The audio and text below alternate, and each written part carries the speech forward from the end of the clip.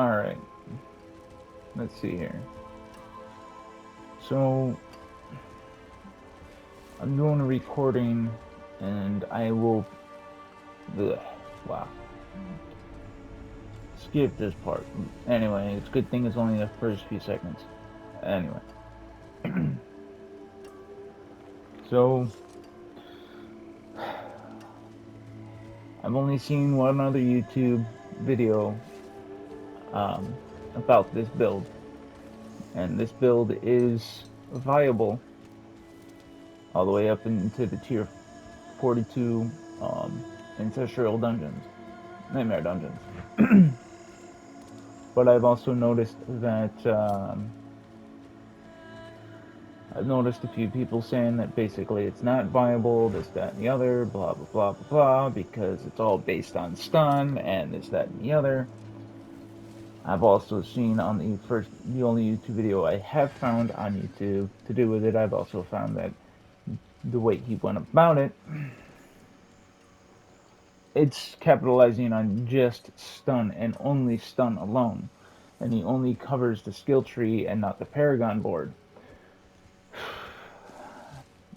I don't have a video camera right now, so you guys can't see me, but here's what I'm doing. Alright, so on my armor I have, which I have to get a better roll, obviously. I'm pretty sure you can tell right off the rip. But here we go. This is what I have on my helm. Alright. Leap creates an earthquake that deals a certain amount of damage over 4 seconds. While standing in an earthquake, I gain increased damage reduction. Direct damage against bleeding enemies has up to 30% chance to stun them. Capitalizing on stun right there. Ground Stomp also creates an earthquake. I got the best roll that I could get for that. You gain 50. I gain armor while I'm dealing any form of damage, which I'm gonna need that because what I've already heard, the build is very squishy. Well, this reduces the said squishy.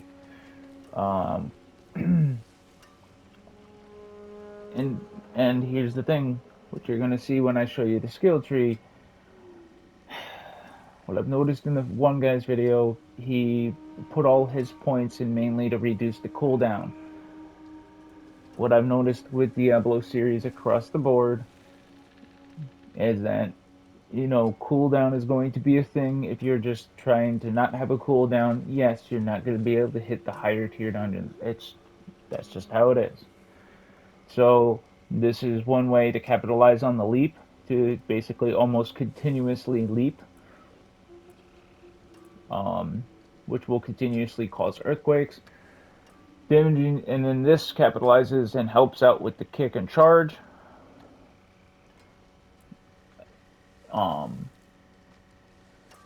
There we go.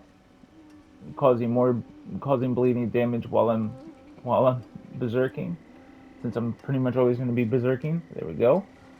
Thorns, and you'll see why the thorns come in handy. Just in case I'm not berserking, the thorns compensate for that. Also, it adds a little extra defense, and in general. But there we go. Here's another one, capitalizing on stun damage and causing more stun to distant enemies. Right here. This will help with the cooldown with the brawling skills. Again, removing the factor that you have to put so many points into your brawling skills. Another one to reduce leap cooldown. Again, you're going to capitalize mostly on leap, instead of what the other guy was doing, was capitalizing mostly on kick, which that hurts you a lot, and you'll see why. But then there's also this, which adds more defense, and since you're not going to be spending any fury, makes the build less squishy. Now, since I'm not a big YouTuber, people are probably not going to even see this build. And I've also been very hesitant on putting this build up, because the last time I saw a build that I really liked for Diablo 3, they nerfed it into the ground. Alright. So, I do use an ultimate, which is Wrath of Berserker. I do use this to try to keep the Berserking going because, again, that's going to add defense and offense, and it's going to supplement a lot of the damage and a lot of the defense that you won't be getting from the rest of the skills and the fact that you don't have a core skill. This is going to help with fortification and damage, these three right here.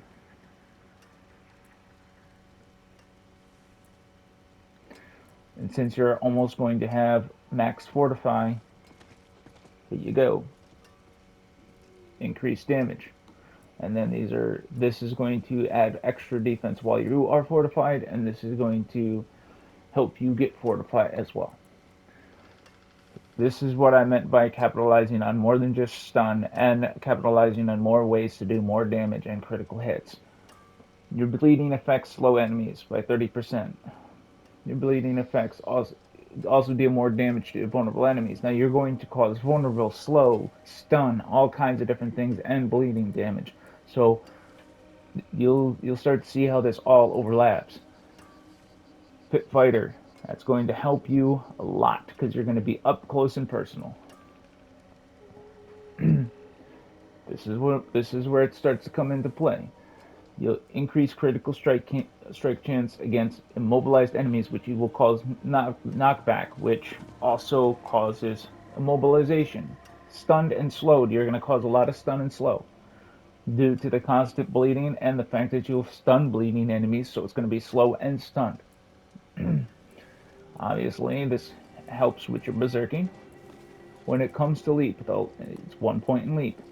Like I said, same thing with kick, 1 point in kick and 1 point in charge. Like, you're not capitalizing on the cooldown, you're capitalizing on the extra benefits. Mighty Leap. Enemies damaged by leap are slowed by 70%, which increases the damage, like I said. Causes vulnerable. The bleeding damage does more damage to vulnerable enemies. From Mighty Charge. From Kick. There we go. Kicked enemies deal a set amount of damage and they collide being knocked back. Enemies damaged this way are knocked down for 2 seconds, which is immobilized. They can't really do anything. They're stuck. And if you were to do this, which is what the other guy was doing, and he used the excuse of, well, you don't have a core skill. Well, you don't need a core skill, and you don't need this. And using this actually will hurt you, because it's going to spend your entire fury, and it takes away your defense, which makes you squishy, which avoids you going to higher tier dungeons. Outburst. Like I said, this is going to be where the thorns come into play and how this all overlaps. You gain a certain amount of thorns. And then increase your thorns by 6% when enemies hit you. Take additional 10% of your thorns as bleeding damage over 5 seconds. So you're causing bleeding damage anytime they hit you, which allows you to do more stun. And you see, I'm pretty sure you see where I'm going here. The only thing that actually has like 3 points in is ground stomp. Now I could take that out, but there's a good reason I don't. Because this allows you to, the amount of points there allows you to get this back quicker, which allows you to do more damage, which again just overlaps. 4 points here. See, nothing here, nothing in the core skill, not even this. And I don't use bash. We're going for speed, we're going for doing as much damage, gaining as much fury, gaining as much defense, and doing as much damage, and just overall just in your face and a big, F you. Paragon board. Alright. Obviously, I need to add more points. Maybe over here. That would be a bad thing. I am still a tad bit squishy. Adding more points here wouldn't be a bad thing. But, so, I have this, which is Blood Feeder. It adds more critical strike chance against bleeding enemies. Again, this adds to the whole factor of doing more damage. And as you can see, quite a bit that I have there. Right?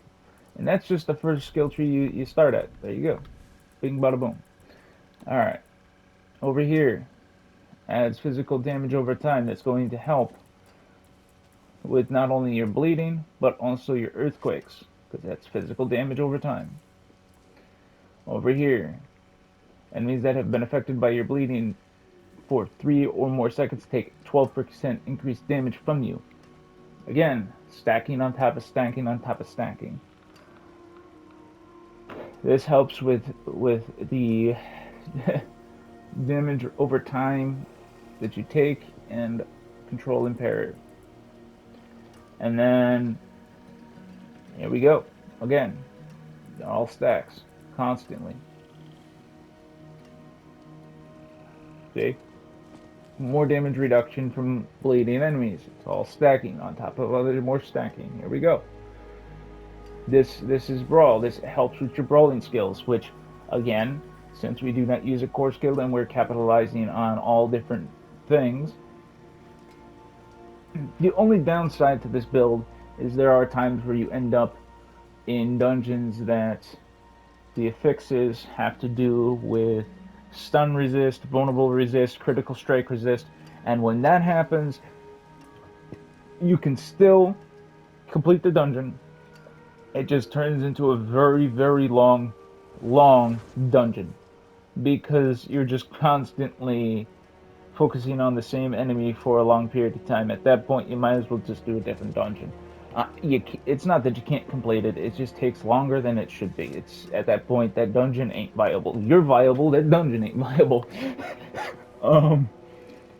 Here we go. Another one. Physical damage over time.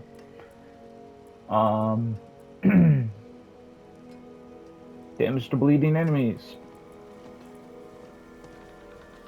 Damage to bleeding enemies. This one right here, Eerie. Adds more damage while you're berserking. Again, you're going to be almost always berserking. Damage reduction from enemies that are bleeding, and so on. Here we go. Killing a bleeding enemy has a chance to grant berserking for 5 seconds to extend berserking. More damage while berserking, and more damage and more berserking duration. Same thing up here. That's the next point I'm going to spend right there to add more berserking damage. And then I'm going to move up, and then I'm going to go towards this right here to add more critical strikes and attack speed. And same thing over here. So I'm going to be focusing on heading here and heading here. And by the end of that, then I'm just going to go back down this way and probably capitalize on the stuff down here if I have any points left over for a little bit extra health and physical damage right there. But aside from that, I'm going to focus mainly on that last point there and then up here in these two. So that's my Paragon board. That's my skill tree. Now, just so you guys know, I'm not talking out my rear. Alright.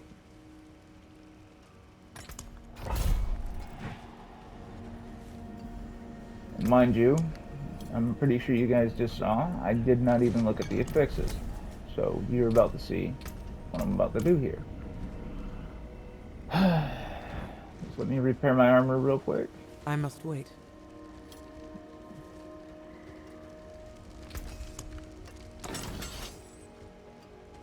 There are very rare times that I do die, but if you're looking for this to be like sustainable during hardcore, I guess it could work.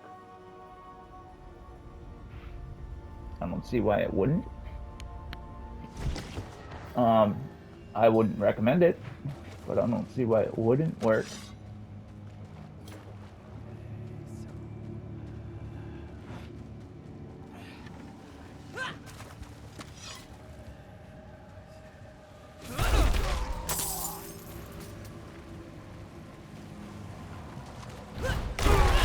These are 96s, I'm only 93. Also, in case nobody told you, you cap out on gaining, like there's a hard cap on experience when it comes down to 3 levels above you.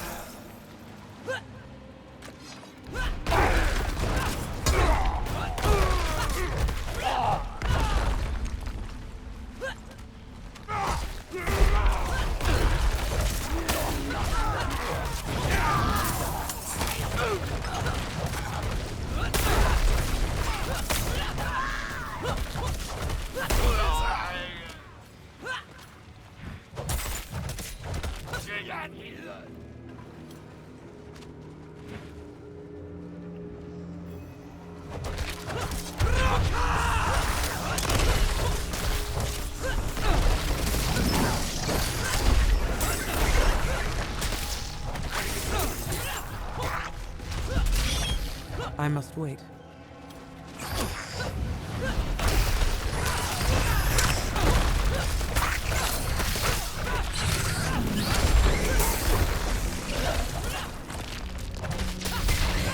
I'm not ready yet.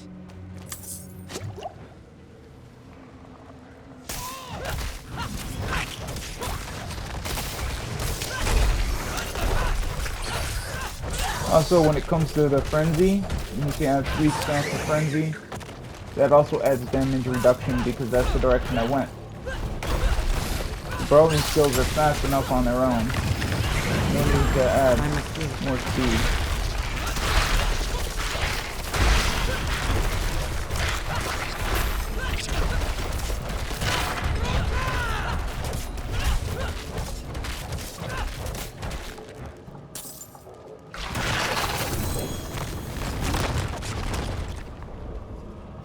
I'm not ready yet.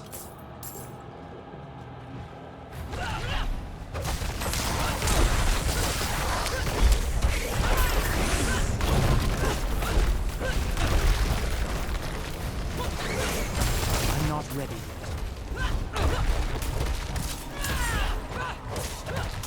Also, because I'm a small YouTuber, I'm not really like one of those people that really care to make any money on YouTube. I'm just looking to show people that this build is viable. I must wait.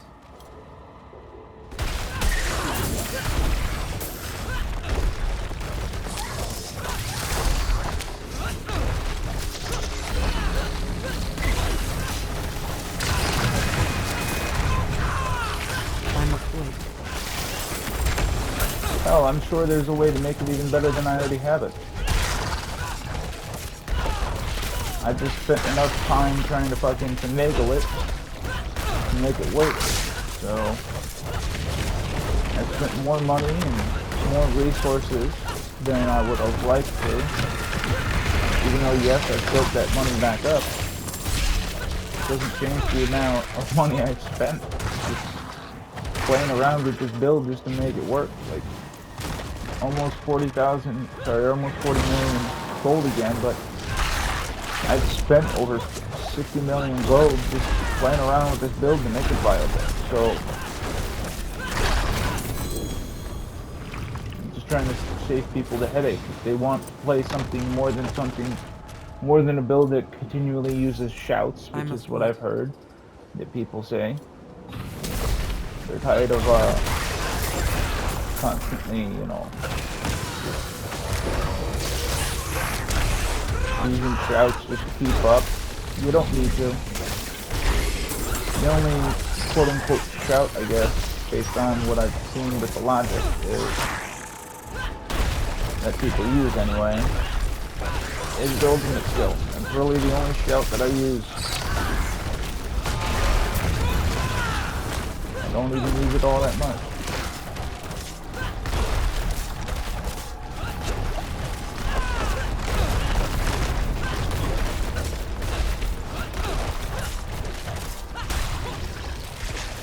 I need time to do this.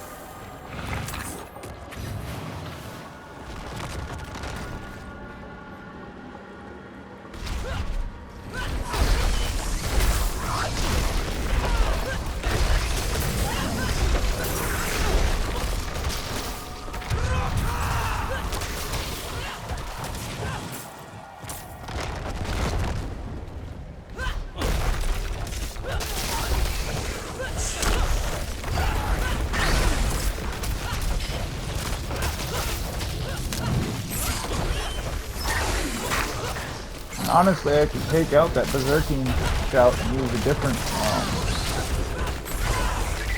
different ultimate instead, and it wouldn't change much. It would make me a little bit more... It would take away a lot of the damage that I do. And it would take away a little bit of defense that I have, or as much I'm defense not as I ready have. yet. Because remember, resource generation in Gaming Fury constantly adds to the defense. And a lot of the damage you do I'm not ready. is based on Berserking. That in that particular shout adds more damage to Berserking. I mean, yeah, you're not really capitalizing on one of the things. Hold on. I might have spent one wrong point here. But hold on. Let's see.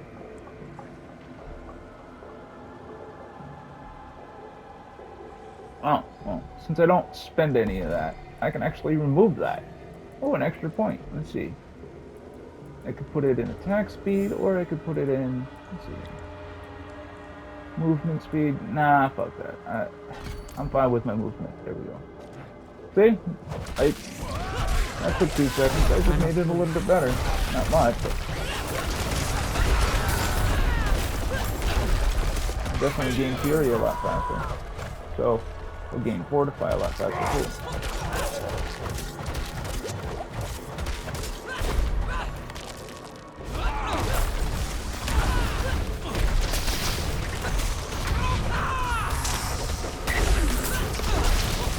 I'm not ready yet.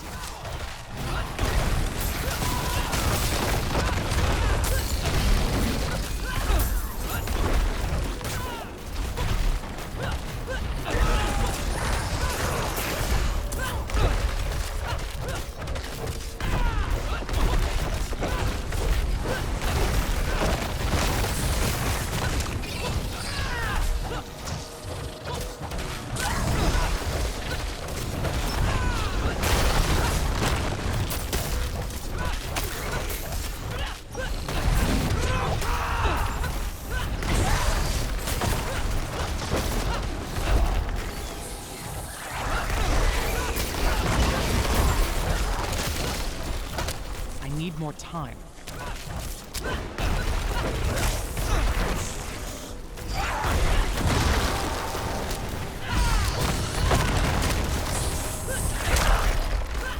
I must wait.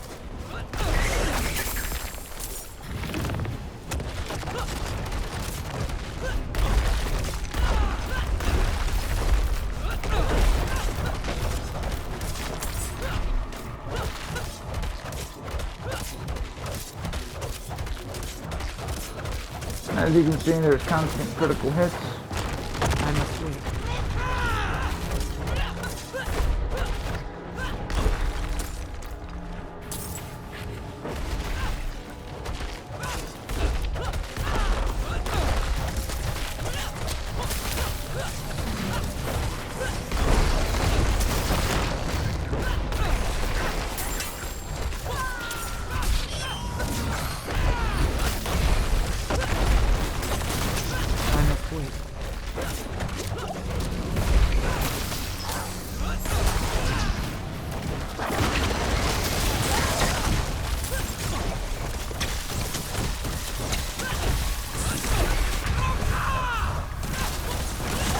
I must wait. I must wait.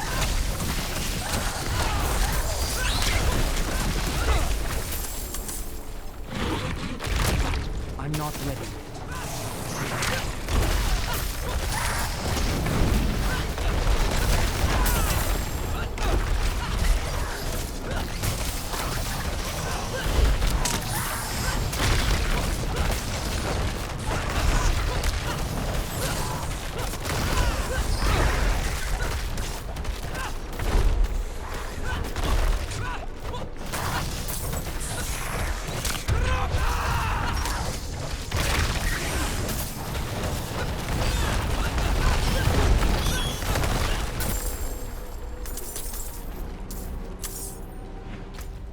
I must wait.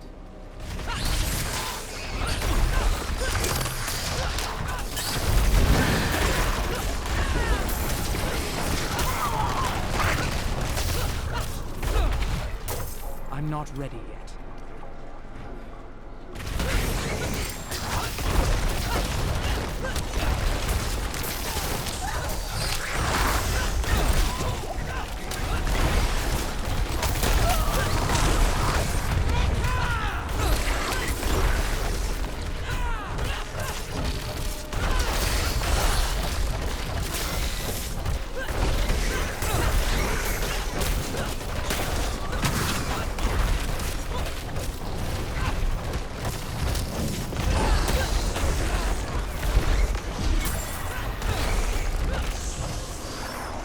So as you can see, it's viable. So viable that I've just been capitalizing on it to the point where, as you can see, like, hold on. Like,